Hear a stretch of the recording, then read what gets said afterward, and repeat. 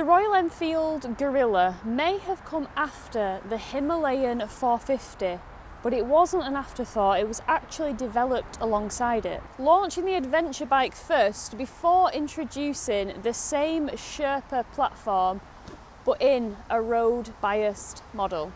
Flash forward to 2026 and Royal Enfield has given the Guerrilla more attitude with the Apex range. So if you want to find out what makes an Apex and what it's like to ride, then definitely keep watching.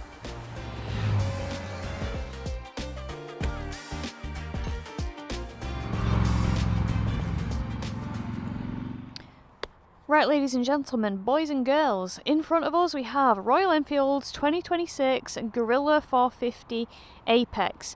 Now this bike starts at £5,049 and is available in this red colour you see here, Apex Red, and it's also available in Apex Black. I'll pop a picture on the screen now so you guys can see what that looks like.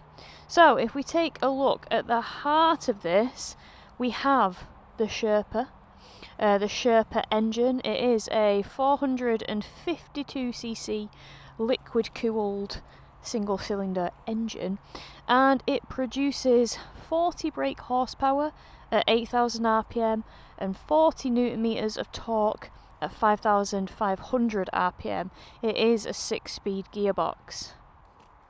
If we look at the front of the bike, we have Showa telescopic forks, 43mm, and they have 140mm of travel. Then if we look at the rear, we've just got your standard monoshock, and that has 150mm of travel. If we take a look at the front brake, the front disc, we've got a 310mm disc, and we've got a Bikesure 2-piston caliper. Then if we look at the rear, we've got quite a beefy 270mm disc with a single piston Bikesure caliper. It's also got dual channel ABS as well. Some general facts about this bike. So the seat height is nice and low at 780mm. Now I'm a 5'4" individual, or 162 centimetres, and my inside leg measurement is 29 inches or 73.66 centimetres. This is what it's like for me to swing a leg over the bike and sit on it. As you can see, super low. No dramas there. The weight of this bike is 184 kg, that's with 90% fuel and all the oils and fluids required. And then the tank size is a modest 11 litres, so she's rather small in tank size. A few other features of this bike: we've got a ride-by-wire throttle, we've got a 4-inch TFT dash that does come with navigation through the Royal Enfield app. We've got 2 riding modes this time that replace Eco and Performance, and that is Street and Sport, and it does remember the mode when you switch the bike off and put it back on again. We've got LED lights all around with this bike, and it doesn't have a dedicated tail light, it just has the tail light in the indicators. Very BMW-esque. Are you a fan of that or not? Because for me, I personally like it when I can identify a bike because of its tail light, gives it some character, but I just feel like they're all going that way, aren't they? Which I'm not a massive fan of. Right, so I was filming on this and I've just had a easy white chocolate. We wouldn't want you to melt. The sun has gone. Anyway, back to the bike. So, what makes the Apex an Apex, you ask? Well, the bars are lower by 56mm and further forward by 57mm, so that's really the main difference from this normal Guerrilla 450 to the Apex. Another thing, we've got the fancy rim tape. We do have grippier rubber than on the standard Guerrilla. What else have we got? We've got this little cowl here. That's an extra for the Apex. We've got this seat cowl as well, which you can take the seat off, unscrew it, and just have a normal pillion seat if you want. But it's designed to make it look a little bit fancy, a little bit sporty. Right, I think I've told you everything I need to about the Guerrilla 450 Apex, so let's get riding it. Right everybody, I am out on a Royal Enfield Guerrilla 450 Apex. Ooh! Now, unfortunately, I didn't actually get to ride the non-Apex version of this bike, which is a bit frustrating because one of the main differences... Oh! So that's the Royal Enfield Tripper app speaking to me through Mercado, which I have managed to connect after a lot of faffing. It's not the most intuitive or easiest navigation system to use, but now that it's working, we're good. We're gravy. We're rolling. We're rocking and rolling. So yeah, as I was saying, I'm actually a bit sad that I haven't ridden the Guerrilla 450 non-Apex version, because this apparently has, as mentioned, bars that are further forward and lower down, and I can't compare and contrast, because when I did get the... oh, that was a close one. When I did get the Guerrilla 450 for the channel a few months back, I got labyrinthitis and I couldn't ride it, so Mike had to review it for the channel. So yeah, I can't compare the difference in the riding position. I am sorry about that. But what I can tell you is what it's like at motorway speeds, what it's like through the towns, and what it's like hopefully on some twisties. So I've got a bit of motorway mileage to do for the moment. Yeah, as mentioned, it's only a little small engine. We've got the magic 40s, 40 brake horsepower, 40 newton meters of torque, and yeah, nothing's changed in that regard from the normal Guerrilla. Now actually the normal Guerrilla, the standard Guerrilla 450, is now available in, oh my gosh, a beautiful twilight blue it's called. And honestly, when I first saw that at Small Across Motorcycles, oh my gosh, I was like, that is what I wanted from a Guerrilla all along. I'm personally not a fan of the whole white with a like blue popping blue vibe. It was just a bit too, I don't know, just wasn't for me. So when I saw the twilight blue, I was like, oh, I can get on board with that. And apparently I think they've got something like, if you get that now, you get a headlight grille and maybe some handguards thrown in as well. I'll fact check myself as usual and put on the screen now if that's the case. And then of course you've got that other colour, the grey one. So yeah, I think they've done well in terms of colour options, you know, especially with the Apex colours. This red for certain is popping, it looks nice, it's very eye-catching, and then I really like the twilight blue as well. Right, so we're about to cross a bridge, and yeah, we'll see how a little naked roadster like this can cope with side winds and all sorts, because it does get quite blustery up here. Actually, it's not too bad, you know. Oh, what a view.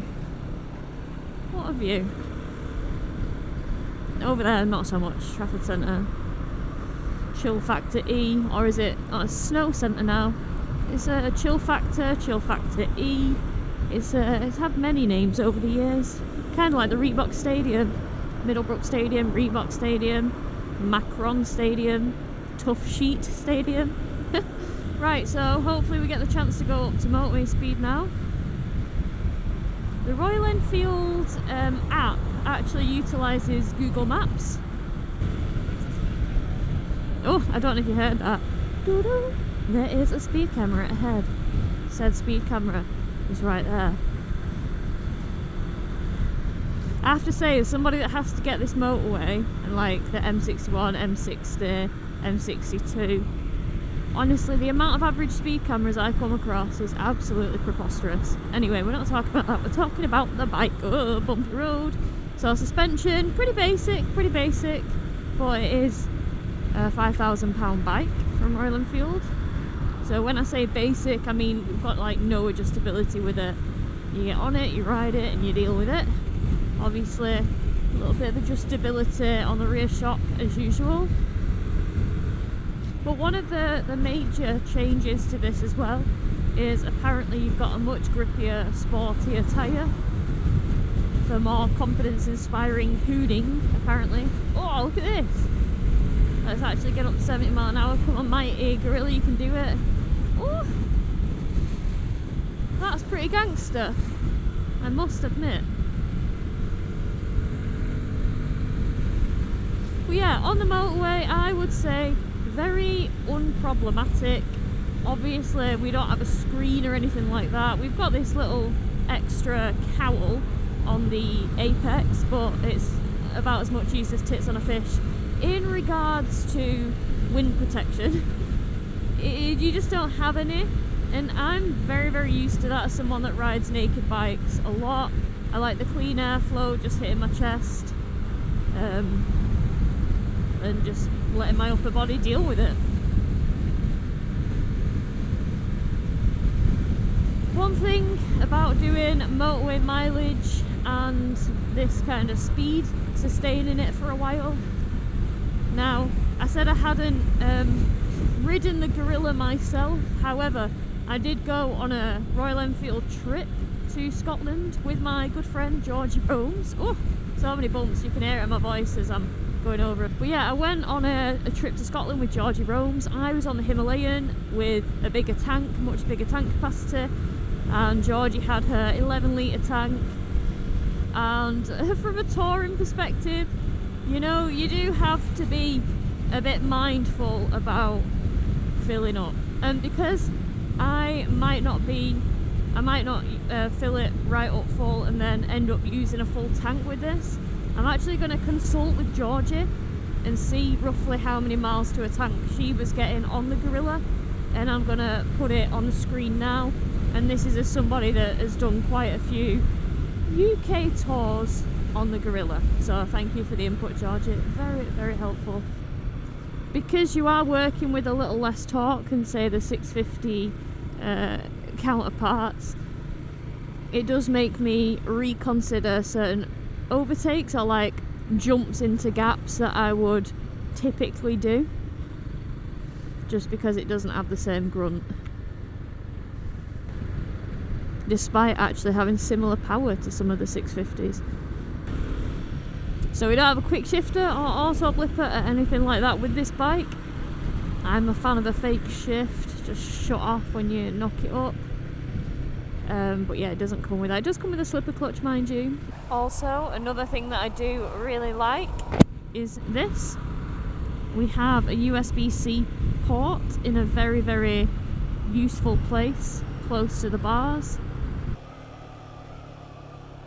Oh, this is quite nice. Oh my god, we've got our first bend of the day. Get in! It's funny that it was a bloody roundabout at Manchester Airport, but you gotta take the twisties where you can, you know. Right, I think it's time to get our filter on. What do you think? It's looking that way, isn't it?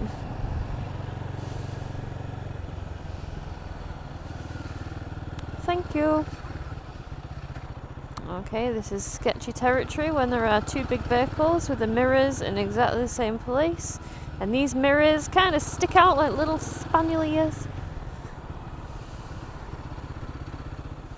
But it's okay. The lights ahead are on green, so we'll filter as far as we can, but we might have to just dip in somewhere, like behind this Merc, and be a good girl. Not be a nuisance. But yeah, filtering, oh, quite nice. And that kind of fathers like a city commute, because I used to do the Manchester city commute. So yeah, we've got good filtering abilities there. Wow, look, it's plane coming in. It's coming in low. Wow. It's coming from Ireland. I'll never try and do that accent ever again. Sorry, my bad. Drop a few cogs. Do a bit of cheeky weaseling. Because why not?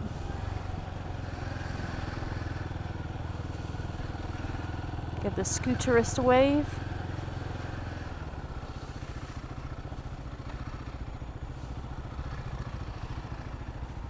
One thing I don't like about the Himalayan and the Guerrilla is the throttle. I know it's ride-by-wire throttle, but when you rev it, it just seems really delayed.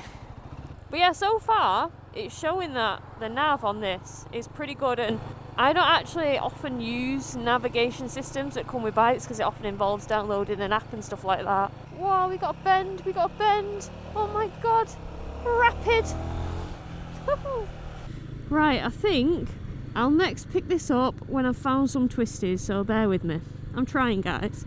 I'm trying. Oh, this road looks like it's got a few twists and turns, doesn't it?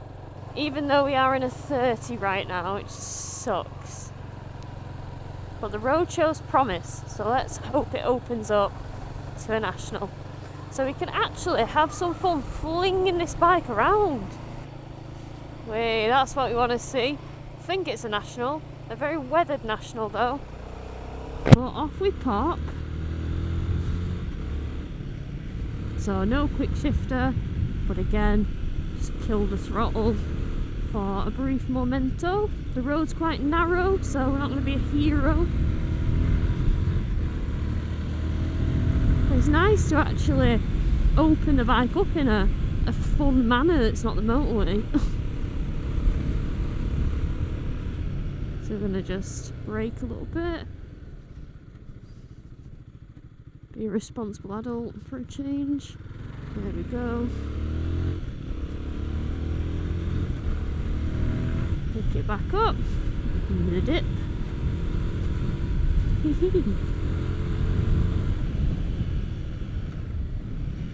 So we've only got a single disc with this, but it does actually stop fairly better than the Himalayan. But with that thing you do have to throw an anchor out to stop it because it's so heavy, given the kind of equipment that it's working with.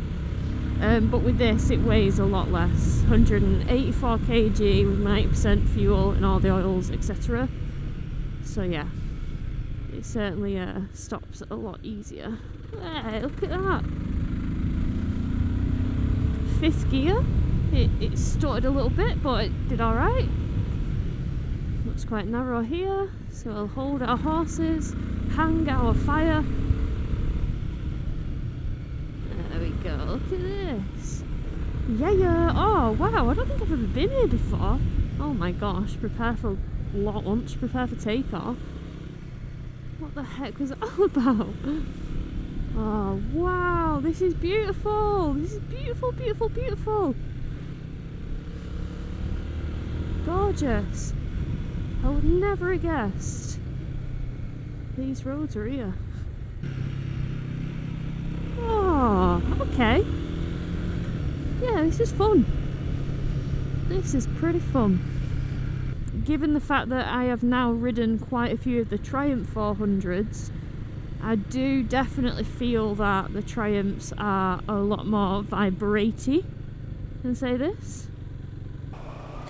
Right team, well, I think I've got a little bit more riding to do and get under my belt with this bike. I've got it for a bit longer. So, I'll take you to my outro where hopefully I will have put a few more miles on this and I can share with you guys my feelings about the bike. Alright, stick around. Right, well I'm back from riding the Guerrilla 450 Apex and I'm sorry that I'm a bit of a sweaty mess, but it's quite warm now. Yeah, do I like the bike? Yes, I do. I do appreciate the bikes that are 40 horsepower because they're not going to rip your arms off, but they're just really fun to work, especially on twisties. They're just agile through the towns, they're very good at getting through gaps that you probably wouldn't get through on a bigger bike, and they're just very, very convenient. Now, I didn't ride the Guerrilla 450 non-Apex, so I can't really have an opinion on how the new bar setup feels. However, Mike has ridden this bike and I've asked him what his opinion is to share with you guys as someone that's ridden the normal Guerrilla, and he actually says that he notices a big difference with the bar position on the Apex. He said it's not as comfortable for him being a bigger guy through the towns, but when it comes to the twisties, he said the kind of bar position really does help it, and he had a lot of fun on the twisties. So, like with everything, I'll put my pros and I'll put my cons. Please digest them at your leisure. You can press pause if you're on a mobile or even watching it on the telly box, whatever. But yeah, like anything, there's things I like about bikes, there's things that I don't particularly like about bikes.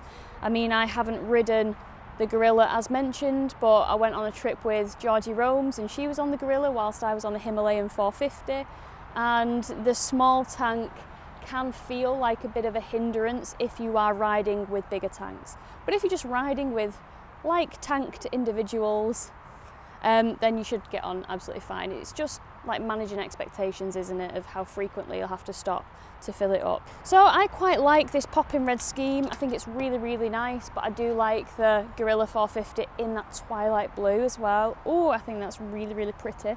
Very much up my street.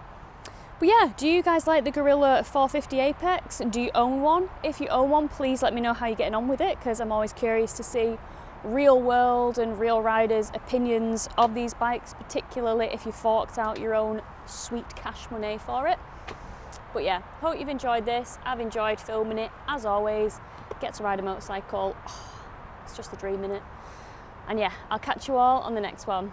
See you later. Bye.